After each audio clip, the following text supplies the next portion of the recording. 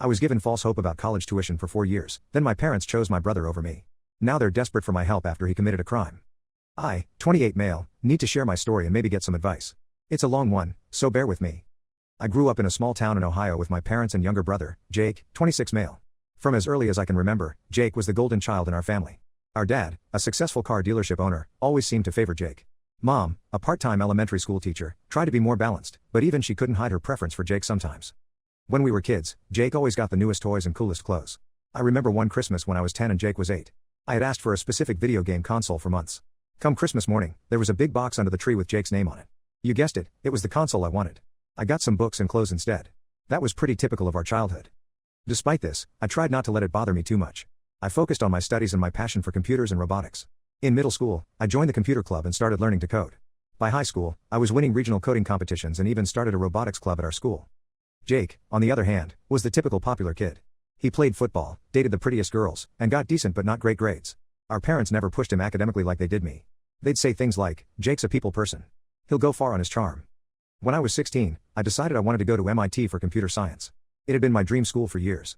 I knew it would be tough to get in and even tougher to afford, so I sat down with my parents to discuss it. To my surprise, they were incredibly supportive. Dad said, "Son, you've always been the smart one. If anyone can get into MIT, it's you." Mom added, "We've been saving for both you boys' college funds. If you get into MIT, we'll make it work." Their words gave me hope. For the next 2 years, whenever I felt overwhelmed with schoolwork or extracurriculars, I'd remember their promise. Dad would say, "Keep pushing, MIT is waiting for you." Mom would assure me, "Don't worry about the cost. We've got you covered." Meanwhile, Jake started talking about wanting to go to Stanford for business. His grades weren't nearly good enough, but our parents never discouraged him. They'd say, "If that's what you want, you'll find a way." Throughout high school, I worked harder than ever. I maintained a perfect GPA, scored high on my SATs, and led our robotics club to state championships. I also started a small computer repair business in our town to earn some extra money and gain experience. Jake coasted through high school. He was captain of the football team and prom king, but his grades were just above average. Still, he was convinced he'd get into Stanford because Dad had gone there for a semester before dropping out to take over the family business. Senior year arrived, and with it, college application season. I applied to MIT and a few backup schools. Jake applied to Stanford and some state schools. The waiting game began. I still remember the day I got my MIT acceptance letter. It was a Friday afternoon, and I had just gotten home from a robotics club meeting. The thick envelope was sitting on the kitchen counter. With shaking hands, I opened it and saw the words "Congratulations" at the top. I couldn't wait to tell my parents. I knew they'd be thrilled. I decided to wait until dinner when everyone would be together. That evening, I came downstairs to find a tense atmosphere in the living room. Jake was slouched on the couch, looking upset. Mom was sitting next to him, rubbing his back. Dad was pacing back and forth. Before I could say anything, Mom looked up at me and said, "Jake didn't get into Stanford." I felt bad for Jake, but I was still excited about my news. I took a deep breath and said, "I'm sorry to hear that, Jake. But I have some news too. I got into MIT." I expected congratulations, maybe even some celebration. Instead, there was an uncomfortable silence. Then Dad cleared his throat and said, "About that. We need to talk." What followed was the most devastating conversation of my life. Dad explained that the money they had saved for college wasn't nearly enough for MIT. They had assumed I'd go to the state university where Mom had some connections. They said they thought it would be fairer if both Jake and I went to state schools together. I was in shock. I reminded them of all the times they had promised to support my MIT dream.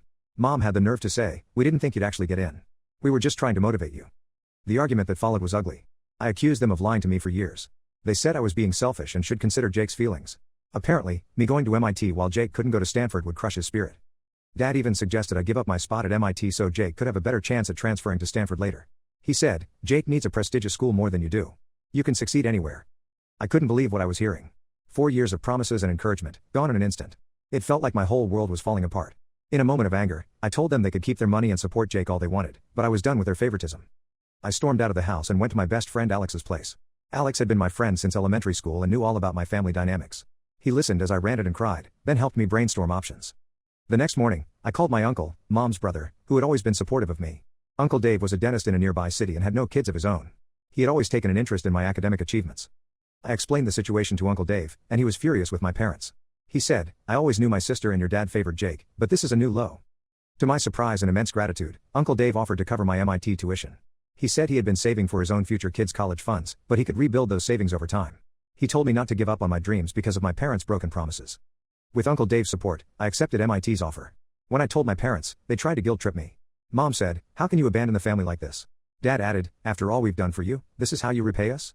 I stood my ground and told them I was done being the second best child in their eyes. I said, "You've made your choice clear. Now I'm making mine." The day I left for MIT was bittersweet. My parents and Jake didn't even come to see me off. Only Uncle Dave was there, helping me pack my things and driving me to the airport. As we said goodbye at the terminal, he hugged me and said, "Show them what you're made of, kid." It's been 2 years since then. I've cut off all contact with my parents and Jake. I blocked their numbers and social media accounts. The only family member I still talk to is Uncle Dave, who checks in on me regularly. I'm doing well at MIT, top of my class, and have already secured a prestigious internship for next summer at a major tech company. But despite my success, there's still a part of me that hurts when I think about my family's betrayal. Sometimes I wonder about Jake. Last I heard, he was attending the state university and playing football there. Part of me hopes he's doing well, but another part is still angry at how he always accepted and even expected preferential treatment. I guess I'm writing this because I need to know, am I wrong for cutting them off? Should I have just accepted going to a state school to keep the peace? Sometimes I feel guilty, but then I remember all the lies and the years of false hope. I'd appreciate any advice or perspectives you can offer. This whole situation has made me question everything I thought I knew about family and loyalty. Update 1. Thank you all for your supportive comments on my original post. Your words really helped me feel less alone in this situation. A lot has happened in the past few weeks, and I felt I needed to update you all. It started with an unexpected email from my high school robotics club advisor, Mr. Johnson. He wanted to congratulate me on some recent achievements. I guess news travels fast in small towns, and asked if I'd be willing to do a video call with the current club members to inspire them. Mr. Johnson was one of the few teachers who had really encouraged my interest in robotics and coding. He had even written one of my recommendation letters for MIT. I agreed to do the call, thinking it would be a nice way to give back. During the video call, I talked about my experiences at MIT, my upcoming internship, and some of the exciting projects I've been working on. One project, in particular, caught their attention, a small robot I'd designed that could navigate obstacles and perform simple tasks. The students seemed really engaged and asked great questions. It felt good to potentially inspire the next generation of engineers. What I didn't expect was for this innocent video call to stir up a hornet's nest back home. Apparently, one of the students in the call was the younger sibling of Jake's ex-girlfriend, Sarah. Sarah and Jake had dated all through high school and everyone thought they'd end up married. They broke up during their first year of college, but they still ran in the same circles back home. Word got back to Jake about how well I was doing, and he didn't take it well. I found this out through a series of angry text messages from an unknown number, which turned out to be Jake using a friend's phone, since I had blocked his. The messages were a mix of accusations and pleas. He wrote things like, "You think you're so much better than everyone now? And do you have any idea what you've done to this family?" He claimed I had abandoned the family and that my success was tearing the family apart. Jake said our parents were stressed and arguing all the time because of me. Apparently, Mom cries whenever she sees stories about MIT on the news, and Dad has become withdrawn and irritable. The kicker? Jake blamed me for his current situation. Apparently, he's struggling in community college and thinks it's because he's depressed about me leaving. I didn't respond to the messages, but they did shake me up a bit. It brought back a lot of memories and emotions I thought I'd dealt with. I decided to call Uncle Dave to get his perspective on the situation. That's when I got the real shock. Uncle Dave revealed that my parents had reached out to him recently, asking if he could talk some sense into me. They wanted me to reconcile with the family, but not out of love or regret. No, they had an ulterior motive. It turns out, Jake has been having a tough time in community college. His grades are poor, and he's at risk of losing his scholarship. He had to drop out of the football team due to his grades, which was a huge blow to his self-esteem. My parents are worried they'll have to start paying for his education, which they claim they can't afford. Their solution? They want me to transfer to a state school, freeing up the money Uncle Dave is spending on my tuition to instead support Jake. They even suggested that I could tutor Jake to help him improve his grades. I was speechless. After 2 years of no contact, this was what they wanted? Not to apologize, not to make amends, but to once again prioritize Jake over me? Uncle Dave, bless him, told them in no uncertain terms that the money he's providing for my education is not up for discussion or redistribution. He also advised them to let Jake face the consequences of his own actions for once. This whole situation has brought up a lot of old feelings. I'm angry that even after 2 years, my parents still see me as nothing more than a resource to be used for Jake's benefit. I'm hurt that they still can't see how unfair and damaging their behavior is. And I'm sad that this is what our family has become. I'm also worried about Uncle Dave. He's been nothing but supportive, and I don't want him to be caught in the middle of this family drama. He assures me he can handle it, but I still feel guilty. At the same time, a small part of me wonders if I should reach out to Jake. Not to give in to his demands, but to see if there's any chance of salvaging our relationship as brothers. We used to be close when we were very young, before the favoritism became so obvious. But then I remember all the times he took advantage of the situation, all the times he gloated about getting preferential treatment, and I'm not sure it's worth it. So, I find myself at another crossroads. Do I break my silence and confront my family about their latest manipulation attempt? Do I try to reach out to Jake separately? Do I continue to ignore them and trust that Uncle Dave can handle their pressures? Or is there another path I'm not seeing? Any advice would be greatly appreciated. This situation has brought up a lot of old hurt, and I'm struggling to see the best way forward. Update 2. Thank you all again for your support and advice. Your comments have been a source of strength for me during this difficult time. Things have taken an unexpected turn since my last update, and I felt I needed to share what's happened. About a month ago, I received an email from my mother. It was the first direct contact I'd had with her in over 2 years. The subject line read, "We need to talk, it's about Jake." Despite my better judgment, I opened it. The email was brief. My mother wrote that Jake had gotten into some serious trouble and that they needed my help. She didn't provide any details but asked me to call her as soon as possible. She ended the email with, "Please, we're desperate."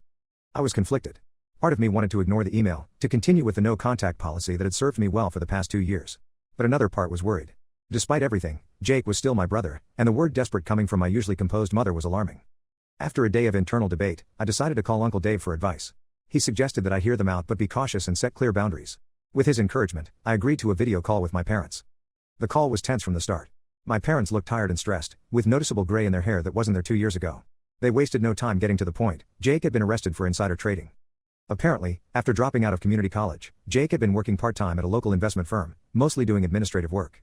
He had overheard some confidential information about an upcoming merger and thought he could make some quick money to prove himself. He ended up making some trades using this information, which caught the attention of the SEC. My parents were calling because they needed money for Jake's legal fees. They had already mortgaged the house and emptied their savings, but it wasn't enough. The lawyer they had hired was expensive, but they believed he was Jake's best chance at avoiding serious jail time. They wanted to know if I could lend them some money. They threw out a number that made my head spin. It was more than my entire year's tuition at MIT. I was stunned. After everything that had happened, after all the favoritism and broken promises, they were asking me for money? For Jake? Again? When I didn't immediately agree, they started with the guilt trips. He's your brother, they said. Family should stick together in times of crisis. My mother added, I know we've made mistakes, but please don't punish Jake for our actions. They even had the audacity to suggest that if I had been around, Jake wouldn't have felt the need to prove himself like this. My father said, he was lost without you. He always looked up to you, even if he didn't show it. That was the last straw. I told them, in no uncertain terms, that I would not be giving them any money. I reminded them of how they had treated me, how they had broken their promises, and how they had always prioritized Jake over me. I said, for years, you taught Jake that he didn't have to work hard or follow rules because someone would always bail him out. Now he's learning that's not how the real world works. Maybe this is the wake-up call he needs. My father got angry, accusing me of being selfish and heartless. After all we've done for you, he shouted. My mother started crying, saying she didn't recognize the son she had raised. I ended the call, feeling a mix of anger, hurt, and oddly, relief. After the call, I reached out to Uncle Dave again. He agreed that I had made the right decision in refusing to give them money. He also shared something that shocked me even more. My parents had already asked him for money too, and he had refused. This revelation made me realize just how desperate my parents were. They were reaching out to everyone they could think of, trying to save Jake from the consequences of his actions. It was the same pattern of behavior that had defined my childhood, just on a larger scale. I've spent the last few weeks processing all of this. While I feel confident in my decision not to give them money, I can't help but feel a complex mix of emotions. There's anger at their continued manipulation, sadness for the family relationships I'll never have, and a strange sense of closure. This situation has made me realize that my parents and Jake will likely never change. They'll always see me as a resource to be used for Jake's benefit, never as a son or brother to be loved and supported equally. I've decided to maintain my no contact policy. I've blocked the new email address my mother used and made it clear to Uncle Dave that I don't want any more information about my parents or Jake unless it's absolutely necessary. I'm focusing on my studies, my internship, and building a life for myself. I'm grateful for the true family I do have, Uncle Dave, who has stood by me through all of this, and the friends who have become like family to me here at MIT. I guess I'm sharing this update because I want people to know that sometimes, the hard decisions are the right ones. Cutting off toxic family members isn't easy, but it can be necessary for your own well-being. Thank you all for listening and for your support throughout this journey. Your words have meant more to me than you know. Update 3. Hello everyone. It's been a while since my last update, and a lot has changed. I felt I owed you all a final update on my situation. First, some good news. I graduated from MIT last month, summa cum laude. Uncle Dave flew in for the ceremony, and seeing his proud face in the audience meant everything to me. The internship I mentioned in my earlier posts led to a job offer from a major tech company in Silicon Valley, and I'll be starting there next month with a salary that still feels unreal to me. Now, for the family situation. About 2 months ago, I received a letter from Jake. It was postmarked from a federal prison, which was a shock. I debated whether to open it, but curiosity got the better of me. In the letter, Jake explained that he had been sentenced to 18 months for the insider trading charges. He wrote that being in prison had given him time to reflect on his life and our family dynamics. He apologized for his role in the favoritism, admitting that he had often taken advantage of our parents' bias. Jake also shared some information about our parents. Apparently, they had to sell the family home to cover his legal fees and were now living in a small apartment. Dad had to sell his car dealership, and they were both working part-time jobs to make ends meet. He said they were struggling financially and emotionally. The letter ended with Jake asking for forgiveness and expressing hope that we could rebuild our relationship once he's released. He wrote, I know I don't deserve your forgiveness, but I hope you'll give me a chance to be the brother I should have been all along. I sat on this letter for weeks, unsure how to feel or respond. Part of me was skeptical. Was this genuine remorse, or another attempt at manipulation? Another part of me felt a glimmer of hope. Could this be the beginning of real change? After much thought and a long conversation with Uncle Dave, I decided to write back to Jake. I didn't promise forgiveness or a renewed relationship, but I acknowledged his apology and wished him well in his journey of self-reflection. I also made it clear that any future relationship would depend on his actions, not just his words. As for our parents, I've chosen to maintain my distance. While I feel sympathy for their current struggles, I'm not ready to open that door again. The wounds are still too fresh, the trust too broken. Maybe someday, if they can truly acknowledge their mistakes and make amends, we might be able to have some kind of relationship. But for now, I need to protect my own mental health and well-being. Uncle Dave keeps me updated on any major family news, which I appreciate. It allows me to stay informed without direct contact. He's been my rock throughout this entire journey, and I'm eternally grateful for his support. Looking back on this journey, I realize how much I've grown. The scared, hurt young man who first posted here has become someone stronger, more confident, and more aware of his worth. I've learned that it's okay to prioritize my own well-being, even when it means making difficult choices about family. I've also learned the value of chosen family. My friends at MIT, my mentors, and especially Uncle Dave have shown me what unconditional support and love really look like. They've been there for my successes and my struggles, never asking for anything in return. To anyone out there facing similar family struggles, know that it's okay to set boundaries. It's okay to choose yourself. Surround yourself with people who genuinely support and value you. That's your real family. As I prepare to start my new job and move across the country, I feel a mix of excitement and nervousness. But mostly, I feel proud of how far I've come and hopeful for the future. Thank you all for being part of this journey with me. Your support and advice have been invaluable. I'm closing this chapter of my life now, ready to start the next one with hope and determination.